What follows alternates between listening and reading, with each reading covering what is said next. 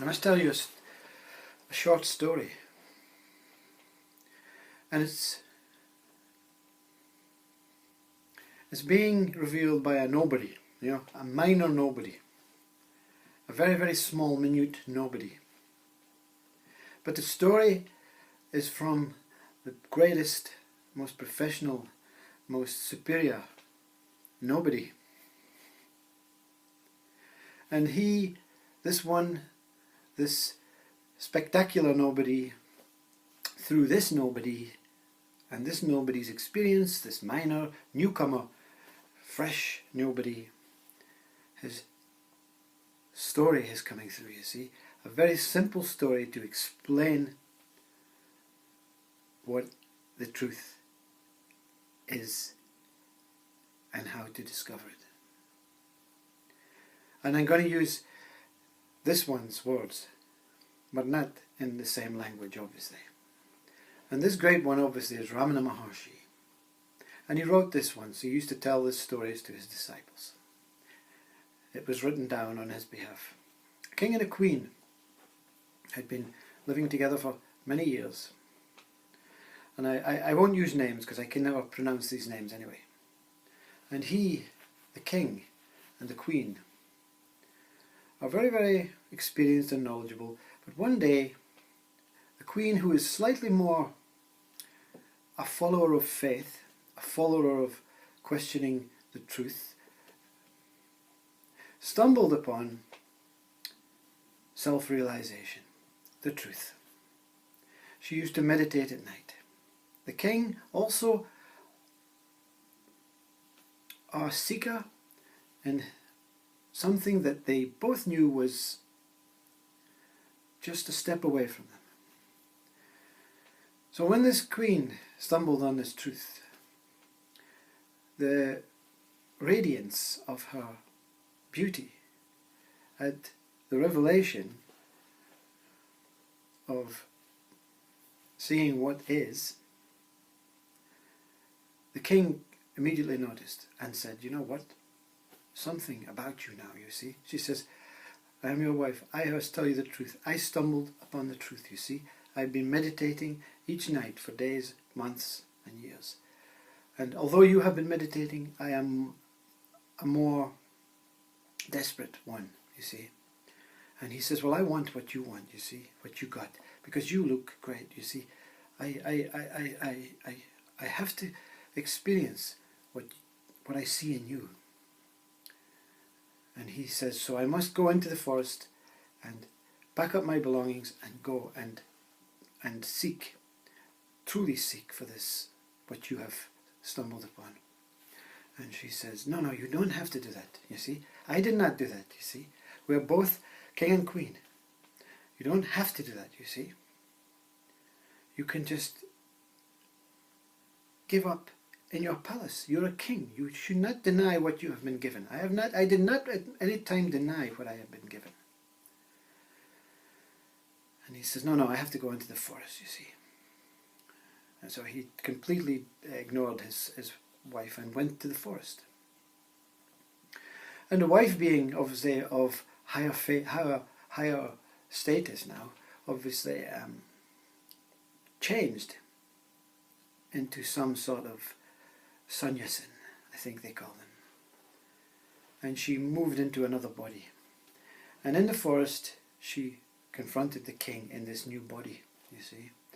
And the body was raised about 3 feet above the ground to catch the king's attention. And the king says, "Oh wow, I am in the presence of something great."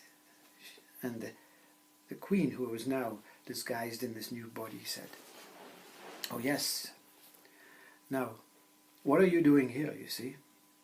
And he says, "Well, I'm giving up everything, you see. I've gave up my kingdom, I've gave up my wife, I've gave up everything to get self-realization, to see the truth, to meet the great one, you see."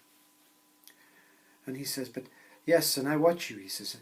I watch you, but you only give up the things that is external to your world, you see.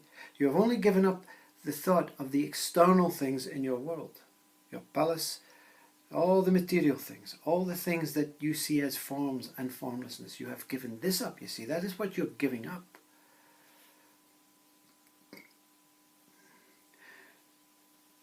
But what else can you give up, you see? And the king, I give up everything, you know. I give up the thought of giving away everything, you see. I don't want anything, you see. And the great one says, yeah, but what else can you give up, you see? What is the thing that is holding you now then?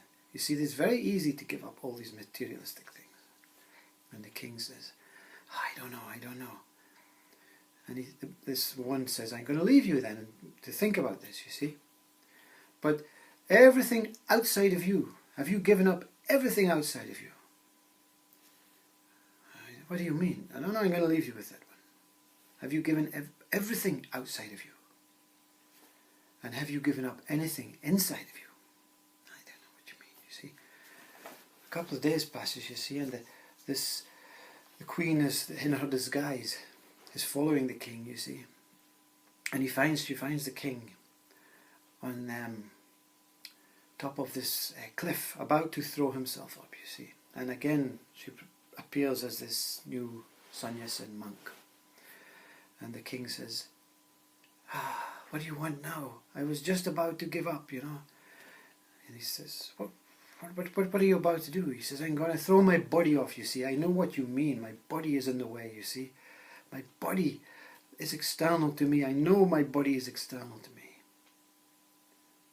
He says, you're getting very close. He says, but I ask you this question before you jump. What bad thing has your body done to you that you're going to punish your body for it? You see? What has your body ever done to you to deserve this untimely, unfair death of the body? You are throwing away your body. It has kept you in this world. It has kept you, it has given you some experiences and flavors. It has given you a wife. It has given you all of this. And you selfishly throw it away, you know. But I don't know what else to throw away, you say. He says, no. The body is the most important thing. That is the mistake that many make. You must throw away what is inside you, you see. He says, what do you mean, inside me? He says, have you considered your mind?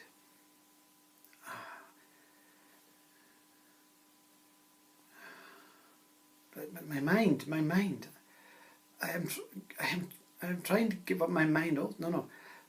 And the body is the mind. Yes, but the mind creates the body, you see. The mind creates everything. Your mind is the creator of everything. If you want to give everything up, you must give up the one that created everything, external and internal within you.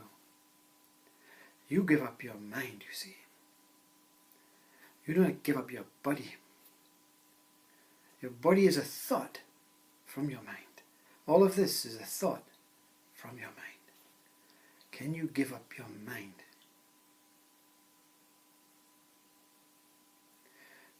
You must go within and follow the mind, you see.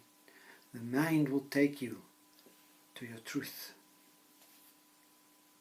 The mind will take you to self-realize. When you remove the mind, you're home. Immediately, the king fell into deep samadhi as he quickly removed the mind. And when the queen came back to her normal self, she found her husband lying in the woods with eyes open, with a beaming smile on his face.